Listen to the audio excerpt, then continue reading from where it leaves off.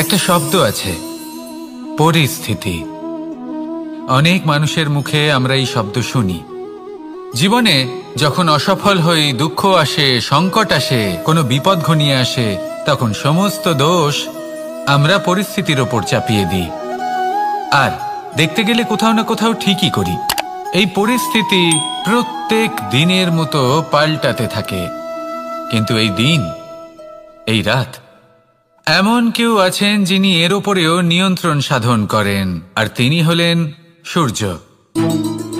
ঠিক সেই রকমই আমাদের জীবনেও সূর্য হলো এই মন। যদি এই মনের উপর আমরা নিয়ন্ত্রণ করতে পারি, তাহলে আমরা জীবনকেও নিয়ন্ত্রণ করতে পারবো। প্রথমে এই মনের রাজা হয়ে উঠতে হবে। তাই মনে রাখবেন, যদি মন দুর্বল হয়, তাহলে পরিস্থিতি আমাদের সমস্যা বলে মনে হবে। এই মন যদি স্থির হয়, পরিস্থিতি প্রতিস্পর্ধা বলে মনে হবে। আর এই মন যদি শক্তিশালী হয়ে ওঠে, তাহলে যে কোনো পরিস্থিতি আপনার কাছে একটা সুযোগ মাত্র। এমন এক সুযোগ যাতে অগ্রসর হয়ে আপনি মহান হয়ে উঠতে পারেন। এই মনের শক্তির বৃদ্ধি ঘটান, মহান হয়ে উঠুন, আর আমার সাথে ভালোবেসে বলুন, রাধা রাধা। খুব সুন্দর একটা কাহিনী আছে। একবার এক ব্যক্তি নিজের অসফলতার জন্য ত্রস্ত হয়ে সময় দেবতার তপস্যা করতে বসলেন। উনি তপস্যা করলেন এবং সময় দেবতা প্রসন্ন হলেন। মানুষের রূপ ধারণ করে ওনার সামনে প্রকট হলেন। এবার সেই ব্যক্তি ওনাকে জিজ্ঞেস করলেন যে কি এমন আছে যার জন্য আপনি বারবার জয়ী হন আর আমি চিরকাল পরাজিত হয়ে থাকি? কেন এত পরিশ্রম করা সত্ত্বেও আমি সাফল্য লাভ করতে পারি না? তখন সময় দেবতা উত্তর দিলেন যে দিন হোক বা রাত, ঝড় হোক বা ভূমিকম্প, রোদ হোক বা বৃষ্টি হোক, সময়ের সূত্রপাত হোক বা প্রলয়, আমি থামি না, আমি চলতেই থাকি। আর সেই জন্য যিনি থেমে যান তিনি পরাজিত হন আর আমি জয়ী হই। এটাই আমাদের শিখতে হবে। জীবনে সবসময় চলতে থাকুন, কখনো থামবেন না। হ্যাঁ, কিছুক্ষণের জন্য বিরতি নিতে পারেন, বিশ্রাম করার জন্য, নিজেকে আরো সশক্ত করে তোলার জন্য, কিন্তু থেমে যাবেন না। নিরন্তর কর্ম করতে থাকুন, পরিশ্রম করতে থাকুন, তবেই এই সংসার আপনাকে মনে রাখবে। আসুন আমার সাথে ভালোবেসে বলুন, রাধা রাধা। আমাদের জীবনে গুরুজনেরা, জ্ঞানী মানুষজন সবসময় একটা কথা বলেন, ধৈর্য ধরো। শুধুমাত্র দুটো শব্দ, কিন্তু কতটা বিশাল সেটা বোঝার চেষ্টা করুন। ছোট একটা অস্ত্র হাতে নিন এবং একটা বিশাল পর্বতে নিরন্তর প্রহার করতে থাকুন। ধৈর্য ধরে সেই কাজ করতে থাকুন। এমন একদিন আসবে, এই বিশাল পর্বতে আপনি একটা পথ তৈরি করবেন। কোনো ধনুর্ধর যখন নিজের বিদ্যা অর্জন করেন, তখন তাকেও ধৈর্য ধরতে হয়, তার নিজেকে সময় দিতে হয়, তবেই সে ধনুর্বিদ্যা শিখতে পারে। সেইভাবে আমাদের জীবনেও ধৈর্য ধরার খুব প্রয়োজন। পরিবারে ধৈর্য রাখতে পারলে তাহলে আস্তে আস্তে দেখবেন প্রেম বৃদ্ধি পাচ্ছে। সমাজে যদি ধৈর্য রাখতে পারেন, তাহলে আস্তে আস্তে এই সমাজ আপনাকে সম্মান করবে। যদি নিজের জীবনে ধৈর্য রাখতে পারেন, তাহলে নিজে থেকেই আত্মবিশ্বাস বাড়বে, নিজের বিকাশ হবে। জীবনে সবই সম্ভব যদি ধৈর্য রাখতে পারেন। হয়তো আস্তে আস্তে হবে, কিন্তু হবে অবশ্যই। শুধু ধৈর্য রাখুন, কারণ ধৈর্যই সব থেকে বড় পুঁজি। আসুন আর আমার সাথে ভালোবেসে বলুন, রাধা রাধা। আমাদের জীবনে যখনই আমরা কোনো বড় দায়িত্বের সম্মুখীন হই, তখন আমরা তার থেকে দূরে পালাই আর এই অজুহাত দিই যে না না, এত বেশি ভার বহন করার যোগ্যতা আমার নেই, আমি করতেই পারবো না। দেখুন, এই সংসারে ভিন্ন ভিন্ন ধরনের গাছ আছে, ছোট গাছ, বড় গাছ, কিন্তু বটগাছের মতো বড় এবং নিবিড় গাছ আর একটাও নেই।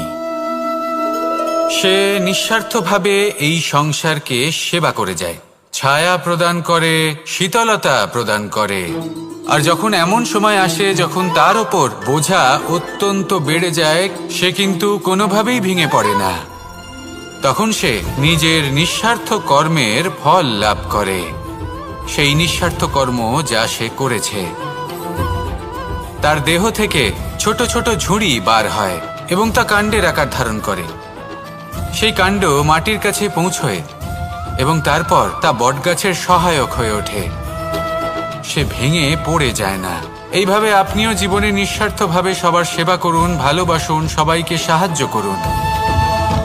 যেদিন আপনার ওপর বোঝা অত্যন্ত বেড়ে যাবে, সেদিন এই সব মানুষ আপনাকে সাহায্য করার জন্য আসবেন, আপনার শক্তি হয়ে উঠবেন, আর আপনি বটগাছের মতোই মহান এবং বিশাল হয়ে উঠবেন। আসুন আর আমার সাথে ভালোবেসে বলুন, রাধা রাধা। মানুষ তার জীবনে দুই ধরনের পরিস্থিতিকে খুব ভয় পায়। এক, কোনো কারণবশত কারোর সামনে নত হওয়া। দুই, কোনো কারণে নিজের চরিত্র থেকে, নিজের মূল্যবোধ থেকে বিচ্যুত হওয়া। এবার কেন হয় এরকম যে কথায় কথায় কারোর সামনে নত হতে হয়? কেন বারংবার নিজের চরিত্র থেকে চ্যুত হতে হয়? এরকম কেন হয়? এটা তখনই হয় যখন আমাদের শিক্ষা এবং মূল্যবোধের অভাব থাকে। যদি মানুষের মধ্যে প্রকৃত শিক্ষা থাকে, তাহলে এই সংসারে কোনো সময় এবং কারোর সামনেই নত হওয়ার কোনো প্রয়োজন নেই। যদি মানুষের মধ্যে মূল্যবোধ থাকে, তাহলে তাকে নিজের মূল্যবোধ বা চরিত্র থেকে বিচ্যুত হতে হয় না, তা সে যাই হয়ে যাক না কেন।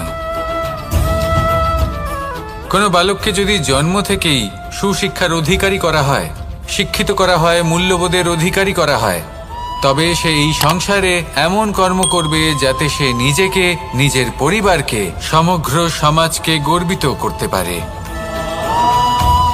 শিক্ষা লাভ করুন, মূল্যবোধ লাভ করুন এবং আমার সাথে ভালোবেসে বলুন, রাধা রাধা। আমাদের সকলের জীবনে একটা লক্ষ্য থাকে যেটা আমরা লাভ করতে চাই। ঠিক যেন একটা প্রতিস্পর্ধা বিদ্যমান যে কে সব থেকে আগে নিজের লক্ষ্যে পৌঁছতে পারবে। আর সেই জন্য আমরা সকলেই খুব তাড়াতাড়ি এগোতে চেষ্টা করি, বড় এবং দীর্ঘ পদক্ষেপ ফেলি যাতে তাড়াতাড়ি নিজের লক্ষ্যে পৌঁছতে পারি। কিন্তু এক অত্যন্ত গুরুত্বপূর্ণ বিষয় আছে, সবসময় লক্ষ্য সামনে থাকবে না, কখনো কখনো তা খুঁজতে হয়। এই যাত্রা খুব কঠিন হতে পারে, আর ঠিক এই কারণেই সবসময় দ্রুত গতিতে চলা বা তাড়াতাড়ি পথে চলা সেটা আবশ্যক নয়। তার থেকেও বেশি গুরুত্বপূর্ণ হলো ভেবেচিন্তে তারপর পথ চলা। যদি ভেবেচিন্তে পদক্ষেপ ফেলেন, চলতে পারেন, তাহলে সেটাই সর্বশ্রেষ্ঠ পদক্ষেপ। কখন কোন দিকে যেতে হবে, কখন কোথায় দিক পাল্টানো যাবে না, কখন গতি বেশি রাখতে হবে, কখন কম, কখন থামবো, কখন চলবো, এই সব কিছুর বিষয়ে জ্ঞান অত্যন্ত গুরুত্বপূর্ণ এবং ভেবে চিন্তে চলতেই হবে। সেই জন্য শুধু তীব্র গতিতে সামনে এগোলে চলবে না, ভাবনা চিন্তা করে এগোতে হবে। আসুন আমার সাথে ভালোবেসে বলুন, রাধা রাধা। কখনো কোনো প্রজাপতিকে উড়তে দেখেছেন? কি সুন্দর উড়ে বেড়ায় সে, এক ফুল থেকে অন্য ফুলে, এক পাতা থেকে অন্য পাতার ওপর। কিন্তু সে কিভাবে উড়তে শেখে কখনো ভেবেছেন? জন্ম থেকেই কিন্তু প্রজাপতির ডানা থাকে না, ও কিন্তু ছোট্ট একটা ডিমের আকারে জন্ম লাভ করে। তারপর সেই ডিমটি ভেঙে একটি কীট বাইরে আসে। আস্তে আস্তে সে বড় হয়, ওর শক্তি বৃদ্ধি পায়। তারপর সে সেই কীট দশা ত্যাগ করে নিজের ডানাগুলি মেলে। এই প্রক্রিয়া তার কাছে সরল নয়, অত্যন্ত যন্ত্রণাদায়ক প্রক্রিয়া, কিন্তু সে সেই যন্ত্রণা মেনে নেয়। আর তারপর আস্তে আস্তে সে উড়তে শেখে। শুধুমাত্র আকাশে উড়ে বেড়ায় তা নয়, আমাদের মনের মাঝে উড়ে বেড়ায়। এবার এই ডিম থেকে প্রজাপতি হয়ে ওঠার যে যাত্রা, এটা যতটা কঠিন, ততটাই কঠিন হয় এই সংসারে শ্রেষ্ঠ কর্ম করা, ততটাই কঠিন হয় এই সংসারে মহান হয়ে ওঠা। সেই জন্য প্রয়োজনীয় প্রচেষ্টা এবং সময়। নিরন্তর প্রচেষ্টা করতে থাকুন, পর্যাপ্ত সময় নিন এবং আপনি নিজেকে এই আকাশে উড়ন্ত অবস্থায় পাবেন। আসুন আমার সাথে ভালোবেসে বলুন, রাধা রাধা। পায়েস হলো আমার বিশেষ প্রিয়। এর মধুর স্বাদ মনকে প্রফুল্ল করে তোলে। ছোটবেলায় মা আমার জন্য পায়েস বানাতেন এবং আমাকে বলতেন যে গরম থাকতে থাকতে খেয়ে নে কানাই, ঠান্ডা হয়ে গেলে ভালো লাগবে না। কিন্তু আমিও দুষ্টু ছিলাম, ঠান্ডা হওয়া পর্যন্ত অপেক্ষা করতাম, আর ঠান্ডা হয়ে যাবার পরে মার কাছে যেতাম আর ওনাকে বলতাম যে মা, পায়েস তো ঠান্ডা হয়ে গেছে, এটা গরম করে দিন। তখন মা হাসতেন আর বলতেন যে পায়েস না হয় আমি আবার গরম করে দেব কানাই, কিন্তু এর মধুর স্বাদ, সেই মিষ্টত্ব, সেই সুবাস, সেটা আবার ফিরে আসবে না। কথাটা সত্যি,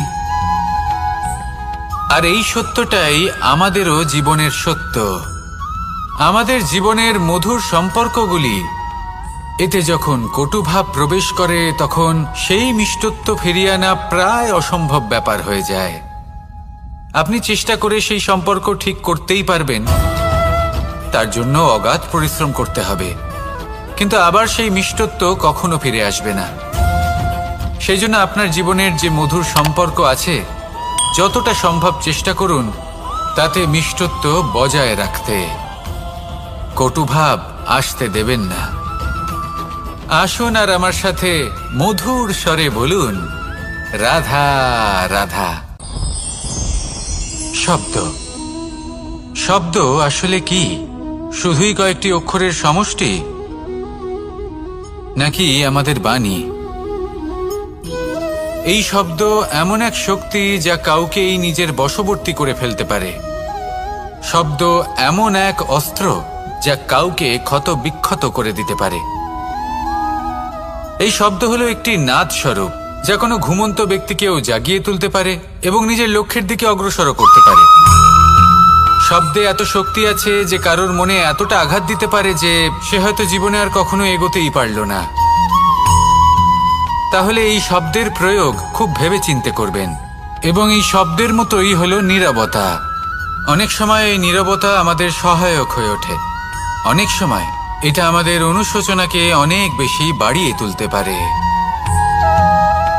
ভীষ্ম পিতামহ, অঙ্গরাজ কর্ণ, যখন দ্রৌপদীর বস্ত্রহরণ হচ্ছিল তখন এনারা নীরব ছিলেন।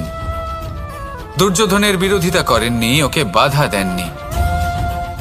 আর তারপর কি হলো সেটা আপনারা সকলে জানেন। দেখতে গেলে নীরবতা চুপ করে থাকা, কিন্তু যদি কোনো দুষ্টের সামনে চুপ করে থাকেন, যদি তার বিরোধিতা না করতে পারেন, তাহলে এই নীরবতাই অনেক বড় পাপের আকার ধারণ করে। মনে রাখবেন আর আমার সাথে ভালোবেসে বলবেন, রাধা রাধা। আভূষণ, কার না ভালো লাগে এই আভূষণ? আমরা পরিশ্রম করি, ধন অর্জন করি আর আভূষণ কিনে থাকি, কখনো নিজের জন্য, কখনো বা তাদের জন্য যাকে আমরা ভালোবাসি, বা তাদের জন্য যাকে আমরা সম্মান করি। হয়তো সেই জন্যই সীতা চূড়ামণি ধারণ করেছিলেন এবং আমি সামন্তকমণি। কিন্তু এটাই কি সেই প্রকৃত আভূষণ যা আপনার মূল্য বৃদ্ধি করে? না। শ্রীরামের আভূষণ হলো ওনার নম্র ভদ্র ব্যবহার। মাতা সীতার আভূষণ হলো ওনার সততা, ওনার নিষ্ঠা, ওনার ত্যাগ। অর্জুনের আভূষণ ছিল ওনার একাগ্রতা। রাধার আভূষণ ওনার প্রেম। এই আভূষণ কোথাও নেই, আপনার মনে আছে। যদি আপনার মনে মিষ্টতা থাকে, তা শান্ত হয়, তাতে সততা থাকে, নিষ্ঠা থাকে এবং প্রেম থাকে, তাহলে আপনার অন্য আর কোনো আভূষণের কোনো প্রয়োজন নেই। আপনি যতই ভিড়ের মাঝে থাকুন, আপনার ঔজ্জ্বল্য চোখে পড়বে। আসুন আর আমার সাথে ভালোবেসে বলুন, রাধা রাধা। এই সংসারের সবথেকে বড় সত্যি হলো জন্ম এবং মৃত্যু, কিন্তু আরো বড় একটা সত্য আছে, মিত্র এবং শত্রু, যা আমাদের সকলের জীবনে থাকে। মিত্র সে যে আমাদের সঙ্গ দেয় এবং সংসারের সবথেকে উঁচু শিখরে আমাদের নিয়ে যায়, এবং শত্রু সে যে যে কোনো মুহূর্তে যে কোনো শিখর থেকে আমাদের নিচে ফেলে দিতে পারে। এবার বিচিত্র ব্যাপার হলো এটাই যে আমরা নিজেরাই এদের সাথে নিয়ে চলি, নিজেরাই এদের পালন করি। তা কি করে? প্রথমে বুঝুন এই মিত্র এবং শত্রু কারা। আপনার নিজের মন, আর কেউ নয়। এই মনই হলো মিত্র। যখন তাতে ভারসাম্য বজায় থাকে, তা নিয়ন্ত্রিত থাকে, তা পবিত্র হয়। কিন্তু যদি এই মন অনিয়ন্ত্রিত হয়ে পড়ে, যদি আপনাকে সে নিয়ন্ত্রণ করতে শুরু করে, তখন সেই আপনার সবথেকে বড় শত্রু হয়। সেই জন্য এই মনের ওপর নিয়ন্ত্রণ রাখতে শিখুন, এতে ভারসাম্য বজায় রাখতে শিখুন। তাহলে আপনি এমন এক বন্ধুকে পাবেন যে আপনাকে এই সংসারের শিখরে পৌঁছে দেবে।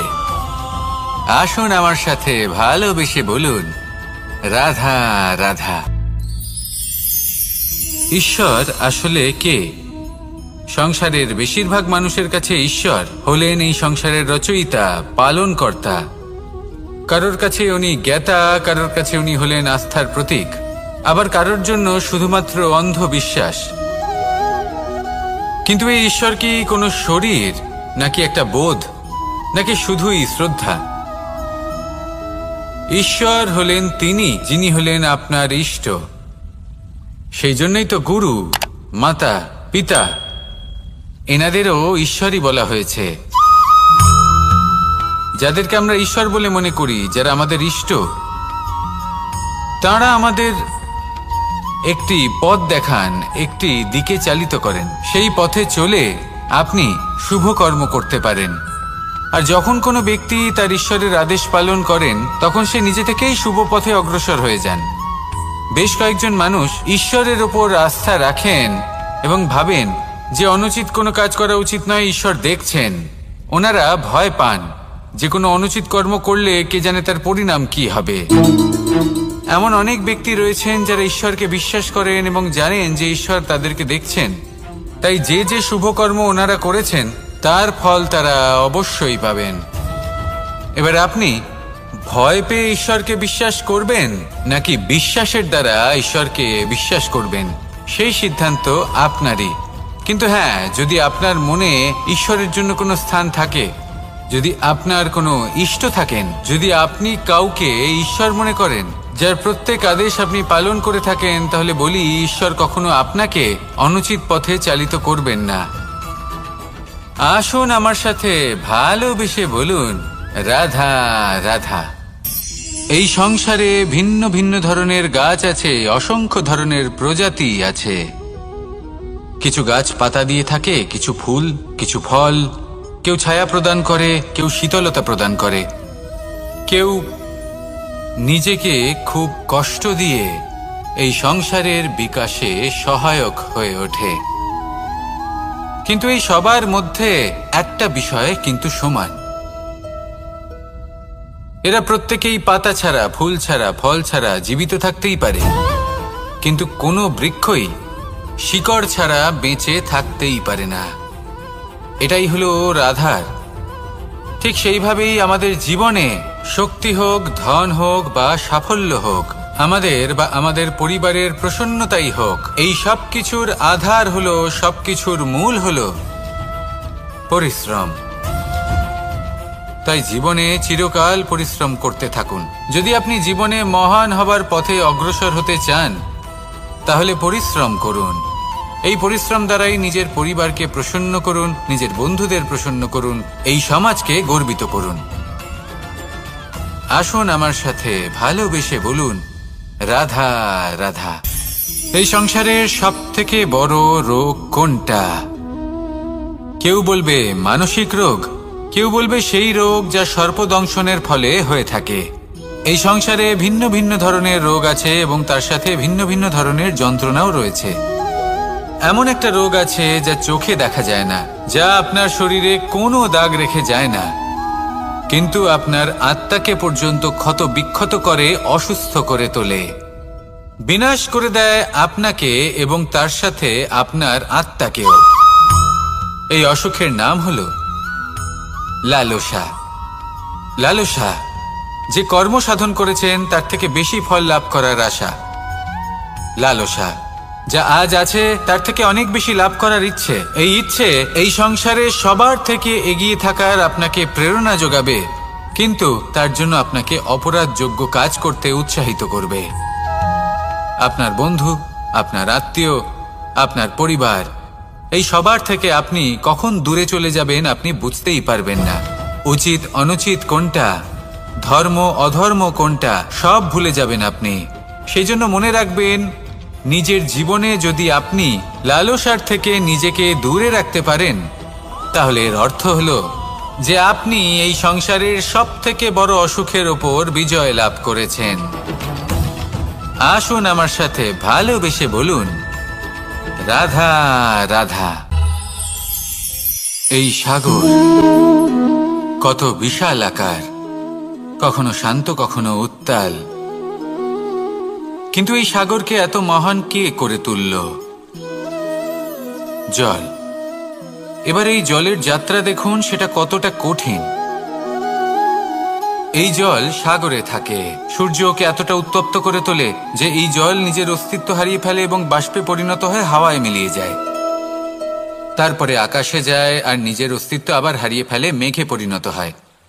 তারপর এই মেঘ কোথাও গিয়ে কোনো পর্বতে ধাক্কা খায়, তারপর আবার এই জল নিজের অস্তিত্ব হারায়। তারপরে বর্ষার রূপ ধারণ করে তা বর্ষিত হয়, বা কোনো পর্বতের চূড়ায় তার শিখরে বরফের রূপ ধারণ করে।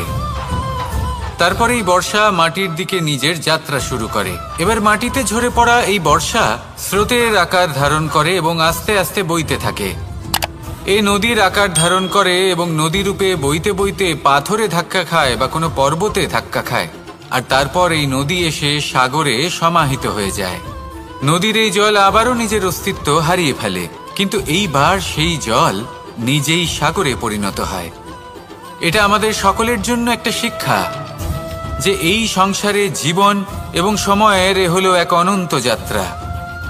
এই সংসারে যা কিছু আছে তার সূত্রপাত কোথাও একটা হবেই। সেই জন্য মৃত্যু এবং সমাপ্তির চিন্তা ত্যাগ করে দিন, আর যে সূত্রপাত আপনি লাভ করছেন তার আনন্দ উপভোগ করুন। ভেবে দেখুন আপনি কিভাবে শ্রেষ্ঠ কর্ম করতে পারেন যাতে এই সংসার এবং এই সমাজ, এই দুইয়ের মঙ্গল সম্ভব। আসুন আমার সাথে ভালোবেসে বলুন, রাধা রাধা।